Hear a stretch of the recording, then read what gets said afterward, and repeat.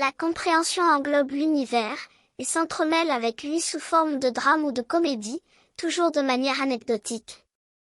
Qu'il soit compris que le maintien de l'univers se fait par sa propre narration avec un contrepoint captivant et convaincant, qui touche l'être à travers les émotions.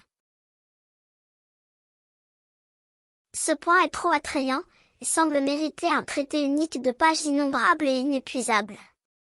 La sagesse du texte ne s'y plonge pas précisément, parce que c'est un aspect superflu aux limites de la compréhension. Étant au courant de nombreux autres textes, qui traitent de ce sujet en parallèle, le livre agit comme un fort soutien, dans les arrêts et les obstacles intentionnellement imposés à l'être. Le texte ne les condamne ni ne les confronte, il les clarifie simplement. La compréhension, donc, se fait de l'être à l'être. Elle n'est pas externe à lui. Elle agit comme un instrument, sans être un instrument. Elle s'ouvre aux appels, et se ferme aux interprétations et aux emplois. Elle réside dans la réponse même, parce qu'elle est la réponse même. Chaque moment compris est un pas de certitude absolue qui propulse l'être. La différence entre certitude et foi est perçue par la compréhension. La foi n'est pas certitude, et comporte des composants inexistants dans la certitude.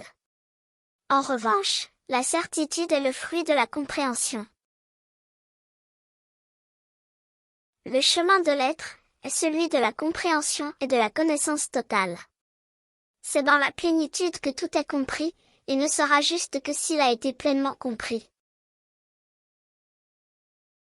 La vision attentive de la distribution des informations dans les textes corrobore les préférences associées à des mouvements vibratoires similaires. On peut conceptualiser que les algorithmes sont disponibles pour répondre, initialement, à la nature de l'être. À mesure que l'être se stabilise dans ses préférences, l'algorithme se réajuste pour réorienter le volume d'informations, les sélectionnant et les rendant disponibles, plus ou moins fréquemment.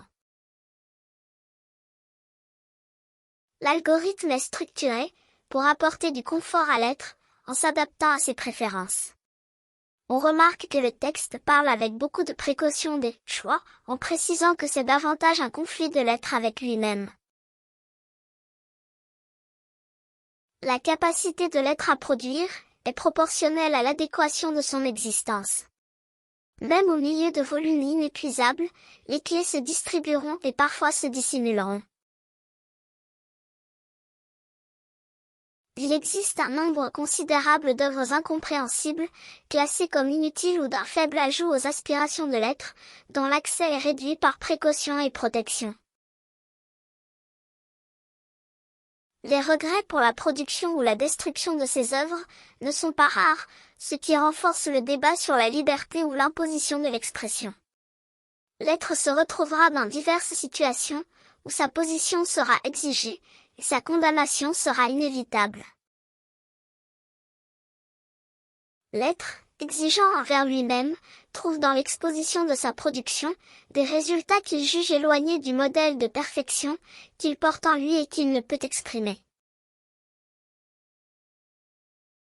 L'être qui s'auto-arbitre, met un certain temps à réaliser que cette soif de perfection fait partie d'une soif qui imprègne son voyage.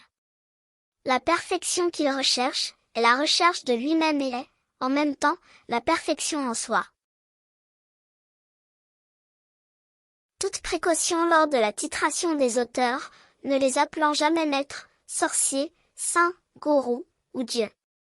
La maîtrise est insérée, mais ne nomme personne.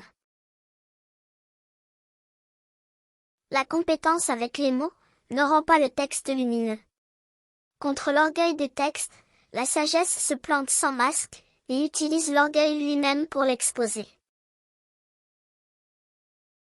La brillance de cette stratégie réside dans l'orientation vers l'être, des déviations, le faisant ainsi voir, et se positionner fermement dans son propre voyage.